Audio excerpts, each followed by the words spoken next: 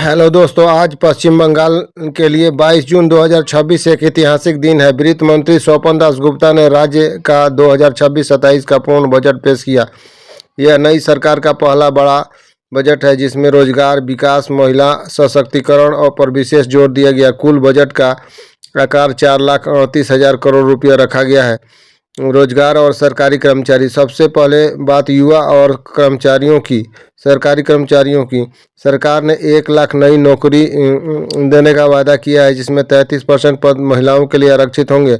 इसमें 50,000 पद शिक्षक और शिक्षा विभाग के लिए है, 20,000 पद पुलिस विभाग के लिए है। इसके अलावा सरकारी नौकरियों की तैयारी करने वाले की उम्र सीमा में छूट को अगले 2 साल तक जारी रखने का फैसला किया गया है। सरकारी कर्मचारी के लिए एक बड़ी खुशखबरी है, उनके महंगाई भत्ते डीए में 20% की बढ़ोतरी की गई है, जिससे कुल डीए बढ़कर 38% हो जाएगा। पारा शिक्षकों और आशा कर्मचारियों का वेतन 5,000 बढ़ा दिया गया है। अग्निवीरों को जरूरत के अनुसार 10% आरक्षण दिया गया है।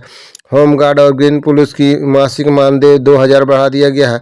महिला सशक्तिकरण और कल्याणकारी योजना, महिला सुरक्षा सम्मान के लिए बजट में अन्नपूर्णा योजना को 36,000 करोड़ रुपये का भारी आवंटन मिला है।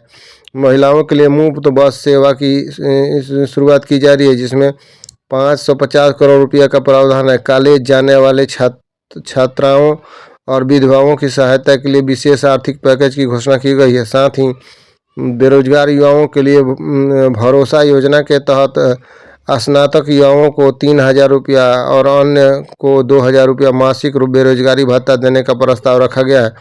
बुनियादी ढांचा और उद्योग विकास की गति तेज करने के लिए सरकार ने औद्योगिक क्षेत्रों में 5,000 करोड़ रुपये का निवेश करने का निर्णय लिया है।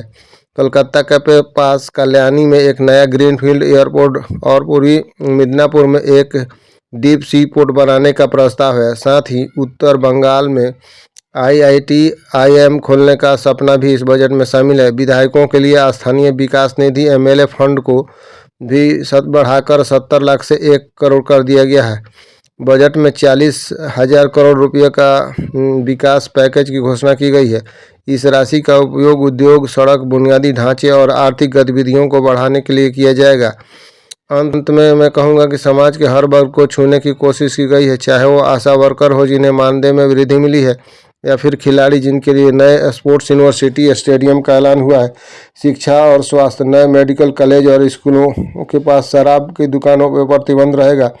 ग्रामीण विकास, मनरेगा के बदले VBG रामजी योजना के लिए 14,000 करोड़ रुपये का आवंटन किया गया है। सामाजिक सुरक्षा, राजनीतिक हिंसा से पीड़ितों के लिए संग्रामी भत्ता शुरू करने की योजना है। कुल मिलाकर यह बजट एक विकास उन्मुख और रोजगार केंद्रित रोडमैप के रूप में सामने आया है। सरकार ने प्रशासनिक व्यवस्था को और प्रभावी बनाने के लिए 5 नए जिले बनाने की घोषणा की है, जिससे सरकारी सेवाओं की पहुंच लोगों तक तेजी से पहुंचने का लक्ष्य रखा गया है। AI मिशन और टेक्नोलॉजी पर जोर, बजट में आर्टिफिशियल इंटेलिजेंस मिशन शुरू करने की बात कही गई है। इसका उद्देश्य तकनीकी नवाचार, स्टार्टअप्स और भविष्य के रोजगार अवसरों को बढ़ावा देना है। भागीरथ नदी पर पुल बनाने के लिए निर्माण के लिए लगभग 1,200 करोड़ रुपये का प्रावधान किया गया है। इसके अलावा स्वास्थ्य, शिक्षा और बुनियादी ढांचे के विस्तार पर भी विशेष जोर दिया गया है। वित्त मंत्री स्वपन दास गुप्ता ने बताया कि बंगाल पर कुल 8,15,000 करोड़ का लगभग कर्ज है, इसलिए आर्थिक नियंत्रण भी जरूरी है। देखते हैं कि आने वाले समय में ये घोषणाएं बंगाल की तस्वीर को कैसे बदलती है। वीडियो देखने के लिए धन्यवाद। कृपया चैनल को सब्सक्राइब और लाइक करें। Thanks for watching.